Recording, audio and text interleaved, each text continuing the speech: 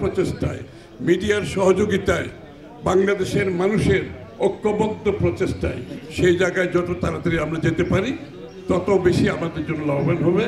ডিআরইউকে আমার আবারও শুভেচ্ছা।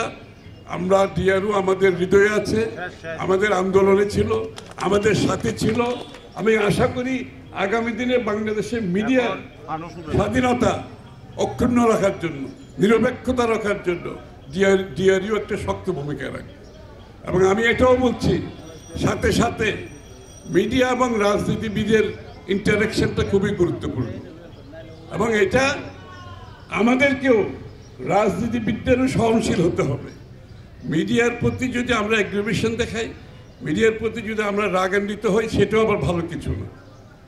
আমি তারেক রহমান সাহেবের একটা কথা বলে এখানে শেষ করছি।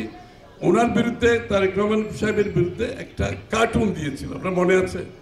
ওনাকে ক্রিটিসাইজ করে একটা কার্টুন দিয়েছে। এর মধ্যে তারেক রহমান সাহেবের রেসপন্স কিন্তু রাগান্বিত না।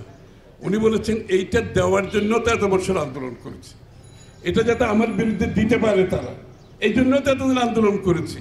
এটা হচ্ছে আমাদের রাজনীতিবিদদের এই এক্সাম্পলগুলো সেট করতে হবে, আমাদের সেই সহনশীলতা দেখাতে হবে, মিডিয়াকে কাজ করতে দিতে হবে, মিডিয়ার কাজে বাধা দেওয়া চলবে না।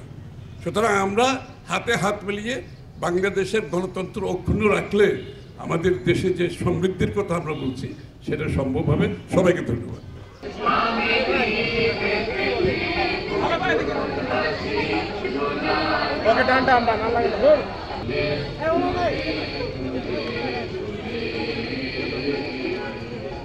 আমাদের টি-শার্টগুলো দেওয়ার জন্য অনুরোধ করছি।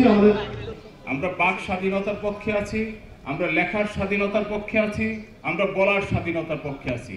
এইসব জায়গায় আপনাদেরও সহযোগিতা আমরা কামনা করছি।